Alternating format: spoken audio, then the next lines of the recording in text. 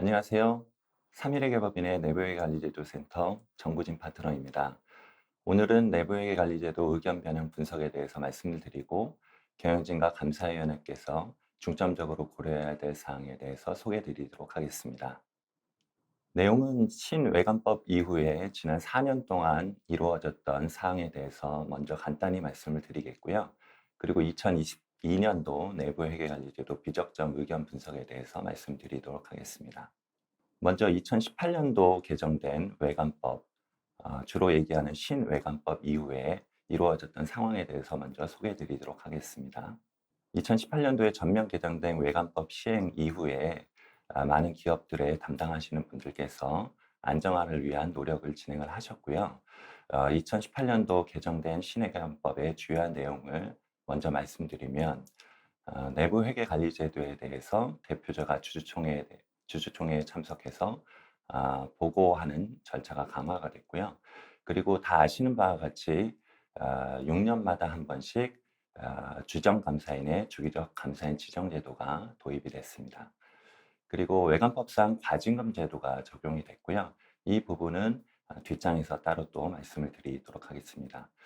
그리고 또 하나 큰 변화로 말씀드릴 사항은 내부 회계 관리 제도에 대한 감사 제도의 인증 수준으로 상향된 부분이 들어가 있는데요. 이 부분으로 인해서 내부 통제 부적정 의견이 증가하는 상황을 알 수 있겠습니다. 그리고 내부 회계 관리 제도에 대한 금감원의 본격 감리가 2023년도부터 시행될 예정에 있습니다. 2018년도 개정된 외관법에 따라서 많은 기업들이 준비도 하시고 외부 감사인도 외부 감사 강화 관련된 노력들을 진행을 하셨는데요. 각 연도별로 진행됐던 사항들을 간단히 말씀을 드리면 2019년도에는 2018년도에 개정된 외관법에 따른 외부 감사가 강화된 부분이 있었고요. 이로 인해서 재무제표 정정의 케이스들이 많이 증가한 부분을 알 수 있습니다. 그리고 2020년도에는 실제로 주기적 감사인 지정조례에 따라서 감사인이 변경된 케이스들이 많이 발생을 했고요. 이로 인해서 전임 감사인과 단기 감사인 간의 의견 차이에 대한 해결 노력들이 많이 이루어졌던 시기입니다. 그래서 기업 실무에서 담당하시는 분들께서는 2020년도에 전임 감사인과 단기 감사인 간의 의견 차이를 해소하기 위한 협의체 구성, 이런 부분에 노력들을 많이 진행하셨던 한 해였던 것 같습니다. 그리고 2021년도에는 다 아시는 바와 같이 다수의 자금 관련된 사고들이 많이 발생을 했고요. 이로 인해서 많은 기업들이 그 해당 기업에는 이러한 사고가 발생할 수 있는 리스크가 있는지 없는지 여부에 대한 확인 작업들을 진행을 하시는 대응 노력들을 많이 진행을 하셨다고 볼 수 있겠습니다. 그리고 2022년도에는 전반적으로 2018년도 이후에 개정된 외관법이 안정화됨에 따라서 지속적으로 외부 감사가 강화되는 추세가 이루어졌고요. 이로 인해서 재무제표 정정 횟수도 계속적으로 증가하는 추세를 보이고 있습니다. 2018년도에 개정된 외관법 시행에 따라서 제도가 강화된 부분도 있고 일부 기업들의 의견을 받아들여서 제도를 완화하고자 하는 움직임들이 동시에 나타나고 있는 상황이라고 볼 수 있겠습니다. 제도의 완화부터 말씀을 드리면 내부 회계 관리 제도에 대한 감사 수준의 인증 대상을 완화하는 부분이 최근에 법제화돼서 통과가 됐다고 보시면 될 것 같고요. 이 부분은 별도 재무제표에 대한 내부회계 관리 제도 측면에서는 1천억 미만인 회사, 상장회사죠. 그 부분에 대한 감사 대상 수준의 인증 수준을 좀 완화하는 부분으로 변경이 진행되고 있고요. 그리고 연결 재무제표 관점의 내부회계 관리제도 측면에서는 2조 미만의 회사의 경우에는 향후 5년 동안 그 시행 시기를 유예하는 방안이 지금 논의되고 있는 상황이라고 보실 수 있겠습니다. 그리고 또한 대형 비상장사에 대해서는 특정한 제도 안에서 외부 감사인을 선임한다든지 내부 회계 관리 제도를 운영하는 제도를 가지고 있는데요. 이 대형 비상장사의 범위도 기존에는 1,000억 이상 회사에서 5천억 이상으로 상향 조정됐고요. 그리고 코스닥 회사에 한정되는 부분이 될 수도 있겠지만 2년 연속 내부 회계 관리제도 의견 변경이 된 경우에는 기존에는 상장 적격성 실질 심사 대상으로 포함되도록 되어 있었는데 이 부분에 대한 제도도 완화된 부분이 있습니다.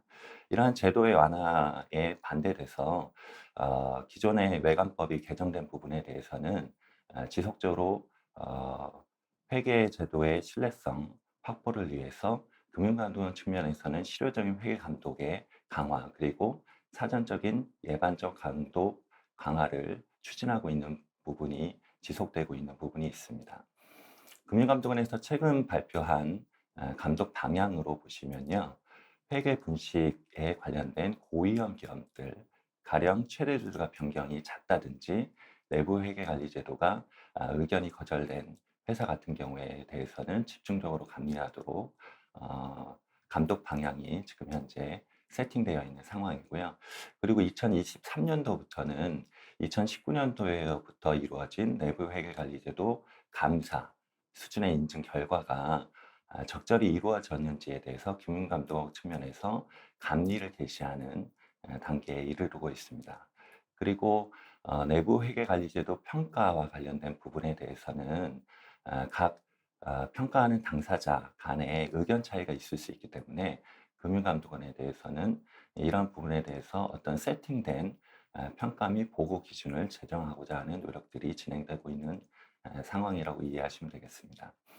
이러한 제도의 완화 측면도 있었고요. 그리고 제도의 실행 측면에서도 둘 간의 조화가 이루어지는 측면으로 앞으로 이루어질 것으로 예상이 들고 있는데 2018년도에 개정된 신외관법에 따른 외관법상 과징금 부과 현황을 보시면 기존에는 자본시장법에 따라서 상장회사의 재무제표에 오류나 부정 부분이 있다고 치면 그 부분에 대한 과징금이 자본시장법 내에서만 한정돼 있었는데 2018년도 외관법 개정된 이후로 이 부분에 대해서 외관법 내에 과징금 부과제도가 신설이 되었다고 보시면 될 것 같습니다. 기존의 자본시장법상 과징금과 좀 다른 부분을 먼저 말씀을 드리면요. 자본시장법상 과징금은 그 한도 금액이 있었습니다. 20억이라는 금액적인 한도가 있었고요. 그리고 과징금 부과 대상이 대상 회사에 한정돼서 부과되는 부분이 있었는데 외관법 개정됨에 따른 외관법상 과징금은 과징금의 한도 부분이 없어졌고요. 그 과징금 부과 대상도 회사뿐만 아니라 임직원에 대한 개인적인 부담도 늘어난 부분이 있다고 보시면 될 것 같습니다. 2018년도 외관법 개정 이후에 실제로 외관법상 과징금이 부과된 사례들은 2020년도부터 나오게 됐고요. 자본시장법상 과징금과 외관법상 과징금 합계를 보시면 2019년도에는 전체 과징금 부과액이 51억, 그리고 건당 평균은 2.1억에 불과했는데 2020년도에는 290억, 건당 과징금은 15억 수준으로 증가했다는 걸 보실 수 있겠습니다.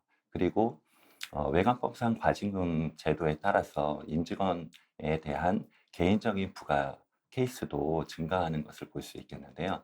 2020년도에는 2건에 불과했던 개인적인 부가 과징금이 2020년도에는 14건에 대한 외관법 과징금 케이스가 부과가 된 부분을 볼 수 있겠습니다. 그리고 개인 부과된 그 대상자의 분포를 보시면 대표이사 분들이 한 50%를 차지하고 있음에도 불구하고 업무 집행을 지시하신 분들이 22%를 차지하는 부분을 보실 수 있겠습니다.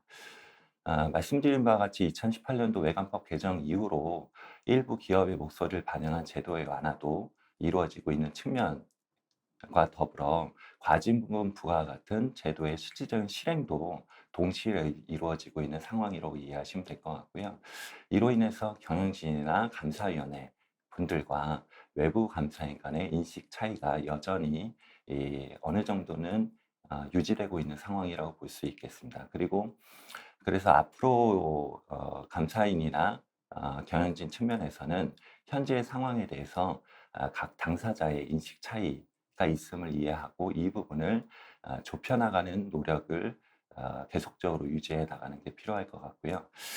경영진 측면이나 감사위원회 측면에서는 내부 회계 관리 제도가 비단 재무 보고를 위한 내부 통제 제도에 더불어서 오퍼레이팅 측면이나 컴플라이언스 측면과 더불어 통합 리스크를 관리하는 측면의 제도로 발전해 나가는 측면을 고려하셔서 내부 회계 관리 제도를 발전해 나가시는 게 필요할 것으로 생각이 듭니다. 지금부터는 2022년도에 내부 회계 관리제도에 대해서 비적정 의견을 받은 회사들의 내용에 대해서 말씀드리겠고요. 내부 회계 관리제도가 감사 제도로 상향된 이후 2019년도부터의 트렌드에 대해서 말씀드리도록 하겠습니다. 그리고 2023년 4월에 유가증권 상장회사 코스닥 회사를 대상으로 서베이를 진행한 부분에 대해서 간단히 소개해드리는 시간을 갖도록 하겠습니다. 먼저 2022년도에 내부 회계관리제도 비적정 의견, 즉 의견 거절이나 부적정 의견을 받은 회사들의 수에 대해서 말씀을 드리겠는데요. 2018년도부터 시작해서 그 전체적인 비적정 의견 회사의 개수를 보시면 2018년도에는 56개사, 2019년도에는 77개사, 그리고 2020년도에는 79개사, 2021년도에는 78개사로 2018년 이후 외관법이 개정된 부분이 적용된 이후로부터는 비적정 의견을 받은 회사들의 수가 50개사에서 70개사로 계속적으로 증가하는 부분을 보실 수 있겠습니다. 그리고 2022년도에는 내부 회계 관리 제도에 대한 감사 대상이 자산총액 1,000억 이상인 회사로 확대된 부분으로 인해서 전체적인 개수는 유사한 추세를 보이고 있기는 하지만 감사 수준의 의견이 변형된 회사의 개수는 2021년도 4개 회사에서 2022년도에는 39개사로 급증했다는 것을 보실 수 있겠습니다. 그리고 또 하나 주목해서 말씀드릴 부분은 유가증권 회사들 중에서 내부 회계 관리 제도에 대한 검토 및 감사 의견이 거절된 회사들의 개수가 2021년도에 비해서 그 증가한 부분을 볼 수 있겠습니다. 이 부분에 대해서는 다음 장에 말씀을 드리도록 하겠습니다. 2022년도 결과를 전반적으로 요약해 보면 4가지로 요약될 수 있겠는데요. 2조 이상 상장 회사의 내부 회계 관리 제도 의견 변형된 회사의 개수는 전년도와 마찬가지로 없습니다. 그리고 5천억 이상 회사의 경우에도 대략 3개 정도로 유사한 수준을 유지하고 있음을 볼 수 있겠습니다. 그리고 좀 전에 말씀드린 바와 같이 감사 대상이 2022년도에 1천억 이상으로 확대됨에 따라서 1천억 이상의 감사 의견 변형된 개수가 14개에서 36개로 급증했음을 볼 수 있겠고요. 이 부분은 첫 감사 수준의 인증의 결과로 인한 것으로 이해하시면 될 것 같습니다. 1,000억 이상 회사 같은 경우에는 소규모 회사가 많기 때문에 그 감사 의견이 거절된 내용을 보시게 되면 자금과 관련된 이슈, 그리고 고위 경영진의 부정, 특수관계자의 거래와 관련된 그 합리성에 대한 그런 내부적인 감시 장치의 부재, 이런 부분들에 대한 비중이 2021년도에 35%에서 22년도에는 45%로 증가했음을 볼 수 있겠습니다. 그리고 평균 지적 건수의 측면에서 보면요. 내부 회계 관리 제도의 감사 의견을 변형을 하게 되면 왜 변형했는지에 대한 그 내용을 감사 보고서에 기재를 하게 되어 있는데요. 그 지적 건수가 과거에 평균적으로 보면 2.3개 정도의 수준에 머물렀었는데 2022년도에는 그 평균 지적 건수가 2.8개로 증가했음을 볼 수 있겠습니다. 이 부분은 외부 감사인의 경험과 사례의 축적 부분이 복합적으로 고려된 부분의 결과로 이렇게 평균 지적 건수가 증가했음을 볼 수 있겠습니다. 그리고 내부 회계 관리 제도에 대한 의견 변형의 그런 주요 사례나 사유를 보시게 되면요. 2022년도에는 과거의 시주 손상이라든지 유연자산 손상과 관련된 부분은 조금 줄어드는 부분을 알 수 있겠고요. 주로 금융자산이나 특수관계자의 거래, 그리고 종속기업 투자와 관련된 언급이 증가했음을 볼 수 있겠습니다. 이 부분은 2021년도 이후에 기업의 그 실적이나 이런 부분이 좀 안 좋아지고 경기가 나빠지는 상황에 사전적으로 대비를 해서 회사 차원에서는 시주 손상이나 유연자산 손상 부분을 사전적으로 재무제표에 반영을 했음을 알 수 있겠고요. 그로 인해서 종속기업 투자나 특수관계자 거래의 진실성과 관련된 그런 내부 통제 제도의 미비 사항에 대한 언급이 증가했음을 볼 수 있겠습니다. 그리고 또 하나 주목해 봐야 될 부분은 계속 기업과 관련된 통제 구비와 관련된 외부 감사인의 언급도 조금 증가한 부분이 있겠는데요. 계속 기업과 관련된 부분은 사업 계획에 대한 추정, 그리고 향후 자금 수지에 대한 그러한 준비, 이런 부분으로 요약될 수 있는데, 이 부분과 관련돼서 회사가 계속 기업과 관련된 그러한 내부적인 검토 절차가 있었는지 여부에 대해서 외부 감사인이 주목하고 있는 부분을 알 수 있겠습니다. 주로 외부 감사인이 중요한 취약점, 의견 변형의 사유로 언급한 부분을 대략적으로 4개년도에 합계를 누적적으로 표시한 표라고 보실 수 있겠는데요. 그 부분을 보시면 가장 많은 부분이 재무보고와 관련된 통제활동의 설계 또는 운영의 미비 부분이 기본적으로 많이 있었다고 보시면 될 것 같고요. 그리고 외부 감사인의 감사 과정에서 재무제표에 중요한 오류 사항이 발견된다든지, 아니면 부정이 발견돼서 전기 재무제표를 재작성한 케이스, 그리고 감사 수정 사항으로 인해서 회사가 제시한 재무제표와 최종적으로 공시된 재무제표 사이에 차이가 많은 부분에 대한 내부 통제의 미비점 지적 부분이 가장 많은 부분을 차지하고 있음을 알 수 있겠습니다. 이 부분은 재무제표를 만드는 과정에서 오류 부분에 관련된 오류를 방지하기 위한 내부 통제 절차가 미비하다라는 부분과 관련된 부분이라고 볼 수 있겠고요. 밑에 있는 자산의 횡령, 그리고 자산의 평가, 그리고 공익경영진과 특수관계자의 거래의 타당성 관련된 부분은 부정을 예방하거나 적발하기 위한 내부 통제 절차가 충분히 이루어지지 못했다는 부분을 외부감사인이 지적한 부분이라고 볼 수 있겠습니다. 전반적으로 보면 오류를 방지하기 위한 내부 통제 제도가 부적절하게 운영됐다라는 비중이 전반적으로 60%를 차지하고 있고요. 부정을 예방하거나 발견하기 위한 내부 통제가 충분하지 못했다라는 부분에 대한 지적 비율이 한 40% 정도를 차지하고 있음을 알 수 있겠습니다. 2022년도 내부회계관리제도의 감사 의견에서 지적된 부분 중에서 그 과거에서는 지적된 부분이 아닌 두드러진 변화 사항을 간단히 말씀드리도록 하겠습니다. 2022년도에는 외부 감사인이 내부회계관리제도에 대한 감사 의견을 변형하면서 언급한 내용들 중에 새로운 키워드가 몇 가지가 발견될 수 있겠는데요. 이 부분은 회사의 내부 통제 제도와 관련된 변화 관리, 그리고 위험 평가 절차가 충분했는지, 이 부분과 관련된 부분에 언급이 새로이 추가된 부분을 알 수 있겠고요.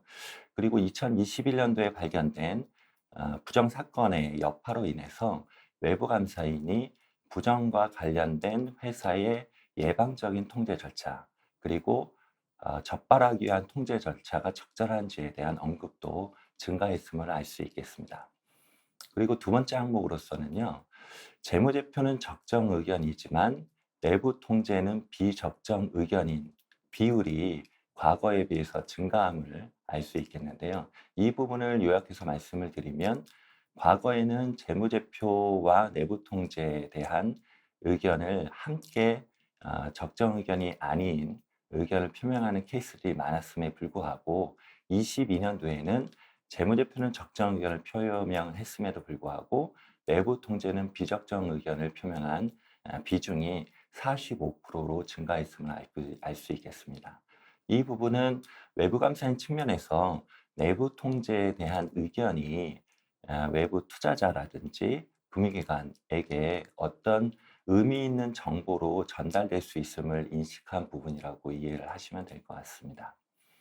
그리고 또 하나 두드러진 특징은 외부 감사인의 감사 의견이 변환된 회사들 중에 경영진의 자체 평가 의견이 거절된 회사들의 비중도 20년도에 비해서는 증가했음을 볼 수 있겠는데요.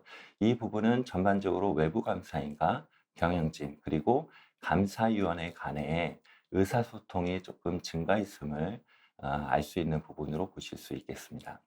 20년도에는 전체적으로 외부 감사인이 의견 변형된 회사의 3%만 경영진의 자체 평가 의견이 변형된 케이스가 있었는데요. 22년도에는 그 비중이 18%로 늘어남을 볼 수 있겠고요. 이 비중은 앞으로는 계속적으로 증가해야 되는 추세를 가져야 되는 부분이라고 이해를 하셔야 되겠습니다. 내부 회계 관리 제도에 대해서 외부 감사인은 의견 거절을 줬는데 경영진이나 내부 감시 기구인 감사위원회 측면에서는 적정 의견을 주게 되면 그 둘 간의 의견 차이의 원인에 대해서 교육감독원이나 감독기관이 의문을 가질 수 있겠고요. 그리고 경영진이나 감사위원회 측면에서도 외관법에서 규정하고 있는 책임을 다했는지에 대한 부분도 같이 함께 논란이 될 수 있는 부분이기 때문에 2023년 이후에 내부 회계 관리 제도에 대한 평가 측면에서는 외부 감사인과 주기적으로 그리고 의사소통을 계속적으로 증가하는 부분을 통해서 외부 감사인과 경영진의 의견 차이가 없게 만드는 노력들이 필요한 부분인 것으로 이해하시면 될 것 같습니다. 전반적으로 보면 기존에는 재무제표의 숫자가 틀렸을 때 의견이 변형되는 케이스들이 많았었는데요. 2022년도에는 재무보고 이슈와 인프라와의 연계를 통해서 전반적인 회사의 위험관리 체계가 적절한지에 대한 의견을 주는 비중이 늘어났다고 보시면 될 수 있을 것 같습니다. 지금부터는 2023년도에 조사된 상장사 317개사를 대상으로 한 서베이 결과를 말씀드리도록 하겠습니다. 먼저 유의적인 미비점의 유형에 대해서 말씀을 드리겠는데요. 정보기술 일반 통제가 그 가장 많은 비중을 차지하고 있고요. 그리고 업무 분야와 관련된 이슈, 재무제표 수정 사항과 관련된 부분, 그리고 추정과 관련된 통제 활동에 관련된 이슈와 자금과 관련된 통제 활동 이슈가 그 다음 순서로 유의점 미비점의 중요한 부분을 차지하고 있다고 보시면 될 것 같습니다. 중간에 보시는 네모 박스에서 보시게 되면요. 재무제표 수정 사항과 관련된 부분이라든지 재무제표 제작성과 관련된 부분 그리고 추정이나 자금과 관련된 통제 활동과 관련된 이슈 부분은 이전에 말씀드렸던 중요한 취약점의 이슈하고 동일한 맥락을 가지고 있는 것을 볼 수 있겠고요. 그리고 처음에 가장 많은 부분을 차지하고 있는 정보기술 일반 통제 그리고 내부 감사 기능의 부재와 관련된 부분은 감사 의견에는 영향을 미치지 않았지만 지속적으로 이슈가 제기가 되고 있는 부분이라고 이해하시면 될 것 같습니다. 정보 기술과 관련된 통제 부분은 회사의 ERP라든지 내부 시스템과 관련된 유지, 그리고 관리, 업무 분장 관련된 부분과 관련된 이슈라고 보시면 될 것 같은데요. 이 부분은 기존의 IT와 관련된 시스템 유지의 주된 목적이 가장 빠르게 쉽게 그 프로세스를 개선하는 부분에 초점을 맞추어져 있는데요. 내부 회계 관리 제도에 대한 감사 제도가 도입된 이후로 이 정보 기술과 관련된 통제 부분도 특정한 절차를 거치고 내부적인 승인 과정을 거친 이후에 정보 기술과 관련된 변화 부분이 적용돼야 됨을 알 수 있을 것으로 볼 수 있겠습니다. 서베이 결과 중에 핵심 통제와 관련된 그 전체적인 규모와 관련된 내용도 같이 조사가 됐었는데요. 자산 규모별로 전반적인 추세를 보시게 되면 대략적으로 300개 수준 내외에서 핵심 통제 활동의 개수가 이루어지는 것을 볼 수 있겠습니다. 이 표를 보시게 되면 자산 규모가 증가할수록 핵심 통제의 개수는 증가함을 볼 수 있겠고요. 자산 규모가 낮아질수록 핵심 통제의 개수는 200개 미만을 유지하는 것으로 볼 수 있겠습니다. 이 부분을 미국의 사례와 비교해서 보시게 되면 아래 그래프에서 보시는 바와 같이 미국의 케이스에도 유사한 방향성을 보이고 있는 것을 알 수 있겠는데요. 자산 규모가 클수록 전체적인 핵심 통제 활동의 개수가 500개 수준을 유지하고 있는 것을 볼 수 있겠습니다. 이 자산 규모와 관련된 전체적인 추이는 한국의 케이스나 미국의 케이스도 유사한 방향성을 가지고 있음을 볼 수 있음에도 불구하고 우리나라하고 미국의 전체적인 핵심 통제 활동의 개수에서는 그 개수의 차이가 조금 차이가 있음을 알 수 있겠는데요.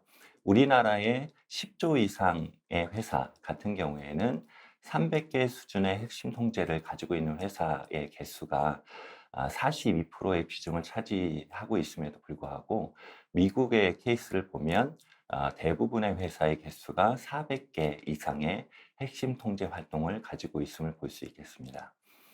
앞으로는 핵심 통제 활동의 전반적인 재검토를 통해서 핵심 통제가 하나의 통제로 합산돼서 구분 관리되고 있는 부분을 좀 더 정교하게 나누어져야 될 부분은 없는지, 그리고 회사의 규모에 적절한 수준의 핵심 통제 활동을 가지고 있는지에 대한 각 회사의 검토도 필요할 부분이 있을 수 있다고 볼 수 있겠습니다.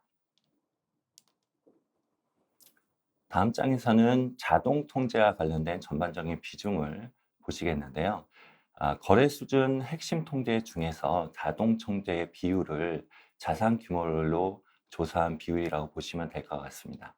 대략적으로 보면 일정 규모 이상의 회사의 경우에는 전체 핵심 통제 활동 개수 중에 약 25% 정도의 수준이 자동 통제로 구성되어 있음을 볼 수 있겠고요. 이것도 마찬가지로 자산 규모가 증가할수록 자동 통제의 비율을 증가함을 알 수 있을 것으로 볼 수 있겠습니다. 이 부분은 자연스럽게 이해하실 수 있는 부분이라고 보실 수 있겠는데요. 자산 규모가 증가할수록 사업의 복잡성이라든지 그리고 시스템의 복잡성 이런 부분들이 많은 부분의 복잡성을 보여줌에 따라서 자동 통제의 비율도 전반적으로 증가함을 알 수 있겠습니다. 이 부분을 미국의 경우하고 비교 분석을 해보면 대략적으로 미국의 통계에 따르면 자동 통제 활동의 비율이 전반적으로는 21%를 차지하고 있고요. 좀 많은 통계의 비중을 보시게 되면 37%로 조사된 결과도 있겠습니다. 이 한국의 자동 통제 비율과 미국의 통제 비율을 보면 한국은 25% 수준 내외를 유지함에 불구하고 미국의 경우에는 30% 이상의 비중이 핵심 통제 중에 다동 통제로 이루어짐을 알 수 있겠는데요. 이 부분은 전반적인 통제의 효율성의 증가 부분을 유지하기 위해서 미국의 경우에는 다동 통제의 비중을 조금 더 확대하는 추세를 볼 수 있겠습니다. 전반적으로 회사의 규모별 그리고 사업의 영위, 내용, 복잡성 그리고 시스템 복잡성을 고려해서 자동 통제의 비율이 적절한지에 대해서 한 번 더 검토하시고 지속적으로 자동 통제의 비율을 높임에 따라서 효율적인 내부 회계 관리들의 운영을 도모하는 것을 향후의 방향성으로 가져가시는 것이 필요할 것으로 판단이 됩니다. 여태까지 말씀드린 사항에 대해서 경영진과 감사위원회 분들이 주목하셔야 될 부분에 대해서 말씀드리도록 하겠습니다.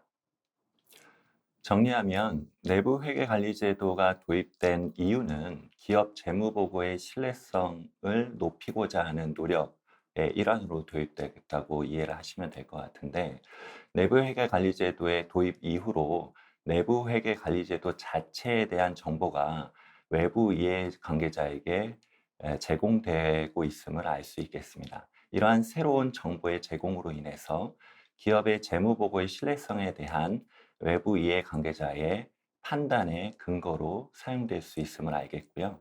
그리고 서베이 결과에서 보실 수 있는 바와 같이 자동 통제의 비율이라든지 전체적인 핵심 통제 활동의 개수라는 측면에서 보면 회사의 내부 회계 관리 제도의 적절성에 대해서 재평가하고 최적화하는 부분도 중요한 부분이라고 이해를 하시면 될 것 같습니다. 그리고 2023년도부터 예정되어 있는 연결 내부 회계 관리 제도에 대한 감사에 대비해서 그룹 리스크 관리 체계의 툴로서 내부 회계 관리 제도를 발전해 나가고자 하는 그러한 목표를 가지고 임해야 되는 부분이 있겠고요. 또한 최근에 화두로 되고 있는 ESG 리포팅과 관련된 내부 통제 제도, 즉 ICFR로 얘기가 되고 있는 Internal Control over Sustainability Reporting과 관련된 부분도 기존의 내부 회계 관리 제도, 즉 ICFR의 확장된 개념이라고 보실 수 있겠는데, 이 부분을 대비하기 위한 노력의 일환으로 내부 회계 관리 제도의 고도화, 그리고 전체적인 관점에서 기업의 리스크 관리 체계의 고도화 측면으로 내부 회계 관리 제도를 인식하는 부분이 필요한 부분인 것으로 이해하시면 될 것 같습니다. 이상으로 전반적으로 2022년도 내부 회계 관리 제도에 대한 의견 변형 현황과 그리고 경영진과 감사위원회에서 주목하셔야 될 부분에 대해서 말씀드렸습니다. 감사합니다.